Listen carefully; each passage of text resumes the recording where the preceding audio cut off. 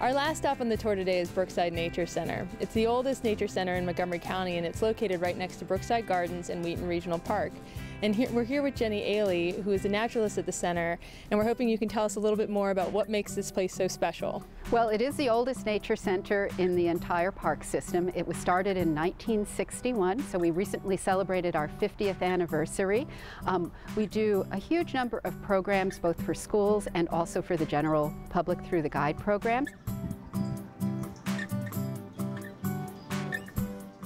Some of the things that are special about Brookside Nature Center are our 1870s cabin. Next to the cabin we have the Nature Exploration Area. The Nature Exploration Area was started about 6 years ago. It was built almost entirely by Eagle Scouts, volunteers, and volunteer interns. And it has an extensive assortment of outdoor playthings for children, including tree tunnels, a giant bird's nest, a bird blind, and next to it the Ferry Garden. So this is the beginning of the Ferry Path right here, and along the pathway we have artwork, so the fairies will have art in their lives. We also have artwork hanging from the trees. Okay, here's a little frog.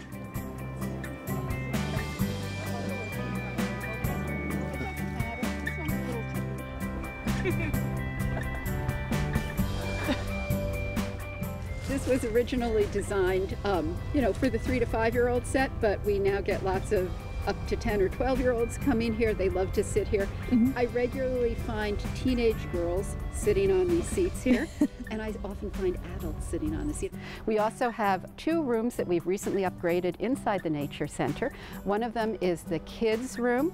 We actually moved it from its old location to a new place where we could add more interesting things for children. Syl and I also worked together on the Earth Sciences room.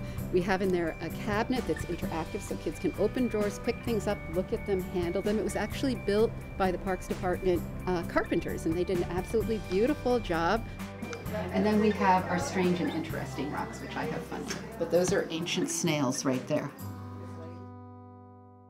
Now, is it possible for us to go up and visit the cabin and find out a little bit more about that? Absolutely. I think we should go right now.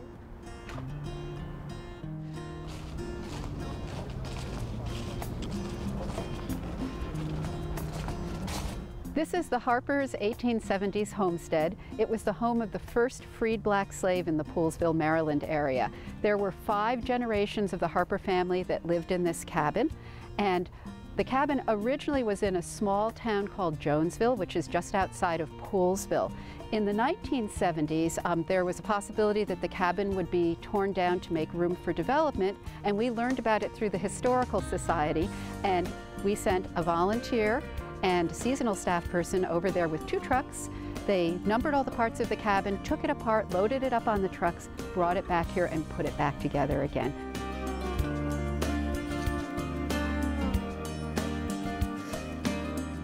So this is a beautiful structure. How do you guys work it into your programming? Oh, we do it in many different ways. For many years now, we've been running programs where we take school children into the cabin and we help them to understand what life was like in the 1870s. We also use it in our guide programs, and so for example I run a campfire and cabin program where first we toast marshmallows around the campfire, and then afterwards we come in and we explore the cabin and learn a little bit about its history.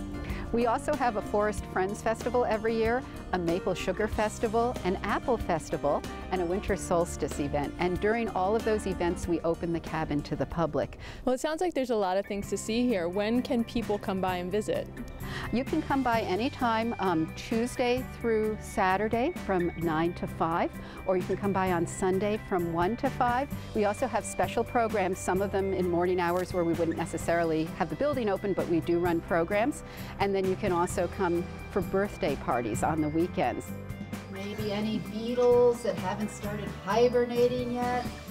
The grounds are open from sunrise to sunset, so people are welcome to come and enjoy the grounds anytime between sunrise and sunset. And I noticed the pond here, and there's some trails. Can you talk a little bit about those features in your center? Sure. Our trails run either through or past a variety of different habitat types. So as you mentioned, we have the pond, okay? There's a walkway going around the pond and a dock so people can look at the fish and the turtles in the pond. There's a trail that leads down to the stream so they can experience the stream up close. And then we have extensive woodland trails.